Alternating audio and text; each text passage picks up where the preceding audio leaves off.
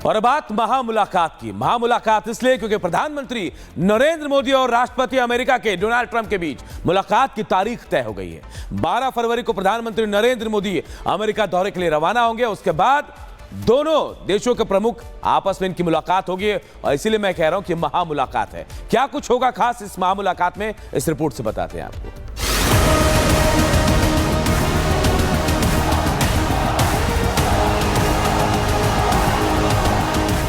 आखिरकार वो घड़ी आ ही गई जिसका इंतजार दुनिया के दिग्गज कर रहे थे। पीएम मोदी के अमेरिका दौरे की तारीख तय हो गई है। पेरिस की 2 दिवसीय यात्रा के बाद पीएम मोदी वाशिंगटन डीसी जाएंगे, जहां वो अमेरिका के नए राष्ट्रपति डोनाल्ड ट्रंप के साथ मुलाकात करेंगे। पीएम मोदी दुनिया के उन गिने चुने नेताओं में शुमार होंगे जो ट्रंप के दोबारा सत्ता संभालने के बाद वाशिंगटन डीसी की यात्रा करेंगे। ट्रंप के शपथ ग्रहण के बाद भी दोनों नेताओं ने फोन पर बातचीत की थी, जिसके बाद ट्रंप ने फरवरी में पीएम मोदी के साथ मुलाकात की उम्मीद जताई थी। पीएम मोदी 12 से 14 फरवरी तक अमेरिका दौरे पर रहेंगे। 13 फरवरी को पीएम मोदी और ट्रंप की मुलाकात होगी। व्हाइट हाउस में भारत अमेरिका की द्विपक्षीय मुलाकात होगी। खबर है कि पीएम मोदी के लिए खास डिनर का आयोजन होगा। ट्रंप के कनाडा, मैक्सिको और चीन पर लगाए गए टैरिफ के बाद यह दौरा और खास हो गया है। अमेरिका दौरे के दौरान प्रधानमंत्री मोदी और राष्ट्रपति ट्रंप कई अहम मुद्दों पर चर्चा करेंगे, जिससे भारत और अमेरिका के द्विपक्षीय संबंधों को नई मजबूती मिलेगी। आइए आपको बताते हैं कि इस महामुलाकात के दौरान किन किन मुद्दों को लेकर बात होने की संभावना है।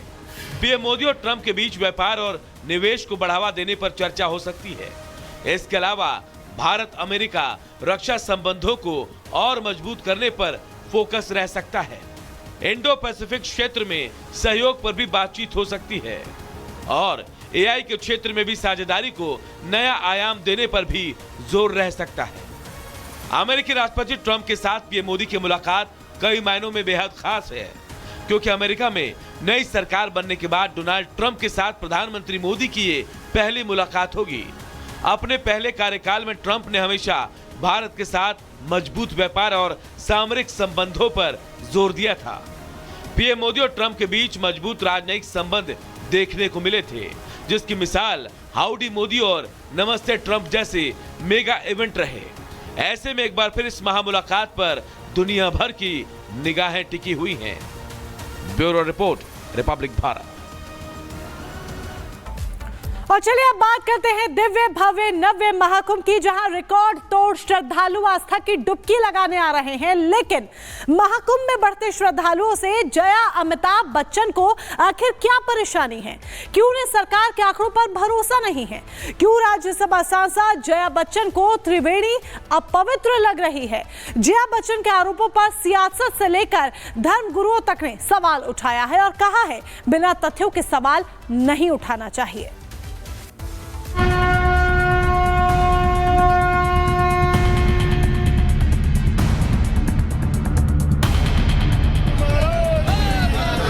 सबसे ज्यादा कंटामिनेटेड वाटर इस वक्त कहाँ है? कुंभ में है। ना ही संगम का जल प्रदूषित हुआ है। सनातन का अपमान नहीं सहेगा हिंदुस्तान। प्रयागराज में सनातन का महापर्व जारी है। 35 करोड़ से ज्यादा श्रद्धालु पुण्य की डुबकी लगा चुके हैं। अकेले आज करीब 3 करोड़ सनातनियों ने स्नान किया, लेकिन सनातनियों का महाकुंभ कुछ लोगों को हजम नहीं हो रहा है, खासकर समाजवादी पार्टी के नेताओं को, जो किसी न किसी बहाने से सवाल उठा रहे हैं। सपा सांसद जया बच्चन सामने आई तो श्रद्धालुओं के स्नान के तथ्यों पर सवाल उठा दिए। कहा कि सरकार गलत आंकड़े पेश कर रही है। हजारों लोग चले गए हैं, सही नंबर इनको देना चाहिए और हाउस में इस तरह के दोगले बातें नहीं करनी चाहिए। जनता के सामने बात करिए, सफाई दीजिए। जया बच्चन यही नहीं रुकी, महाकुंभ में मौनी अमावस्या की घटना पर भी विवादित बयान दे डाला। न केवल मृतकों को लेकर बल्कि त्रिवेणी की पवित्रता पर भी सवाल उठा दिए। सबसे ज्यादा कंटामिनेटेड वाटर इस वक्त कहाँ है? कुंभ में है। उसके लिए कोई सफाई नहीं दे रहे।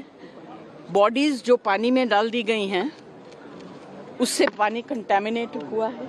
यही पानी जो है लोगों तक पहुंच रहा है वहां, इसके ऊपर कोई सफाई नहीं दे रहे हैं।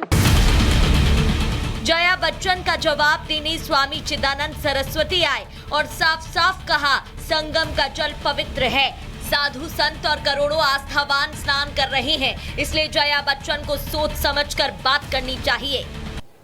और प्रदूषण की बात उठाई गई है कि इस समय सबसे ज्यादा प्रदूषण यदि कहीं है तो वो प्रयागराज में है। ना ही संगम का जल प्रदूषित हुआ है, रोज टेस्टिंग की जा रही है। संसद में बीजेपी सांसद ने मोर्चा संभाला और कहा कि हिंदुस्तान सनातन का अपमान नहीं सहेगा। चौंकते हुए आगे कहा कि कुंभ में षड्यंत्र की बू आ रही है। और एक बात मैं इस सदन में साफ साफ करना चाहता हूं, सनातन का अपमान नहीं सहेगा हिंदुस्तान, ये आप जान लीजिए। हजारों साल में तो सनातन को लोग कमजोर कर नहीं सके, ये लोग क्या है जो सनातन को कमजोर। बड़ा सवाल है कि जया बच्चन किन तथ्यों के आधार पर बड़ा आरोप लगा रही हैं? अगर प्रमाण है तो सामने क्यों नहीं लाती? अगर प्रमाण नहीं तो सियासत के लिए सनातन के पर्व पर क्यों सवाल उठा रही हैं? क्यों करोड़ों सनातनियों की आस्था को चोट पहुंचा रही हैं? या फिर किसी प्रोपोगेंडा के तहत ये सवाल उठाए गए हैं? Bureau report, Republic Bharat.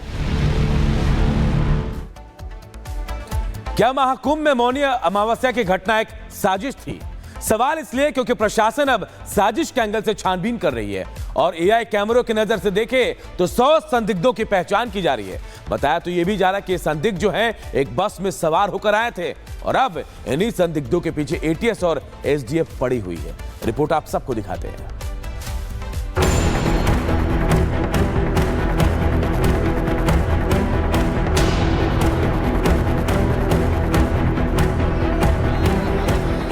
Mahakumbh का सनातनी पर्व, रिकॉर्ड भीड़ से किसको दर्द?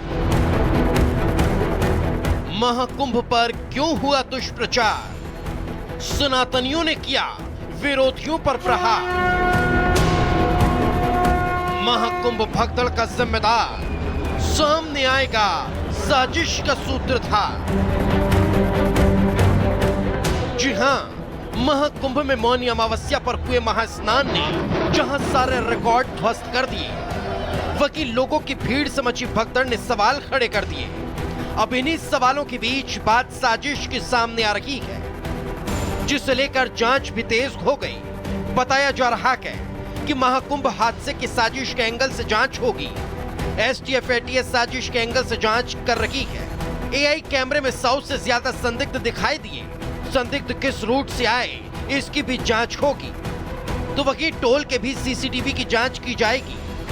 एटीएस इंटेलिजेंस के दिए इनपुट्स पर काम कर रही है, जिसकी गूंज अब लोकतंत्र के मंदिर में भी सुनाई दी, जहां बीजेपी सांसद रविशंकर प्रसाद ने हादसे में षड्यंत्र का जिक्र किया। कल रात तक खबर मिली 35 करोड़ लोग स्नान कर चुके हैं। 35 करोड़ लोग। उन्होंने दुख भी प्रकट किया, जो लोग एक हादसा हुआ उसकी भी जांच चल रही है।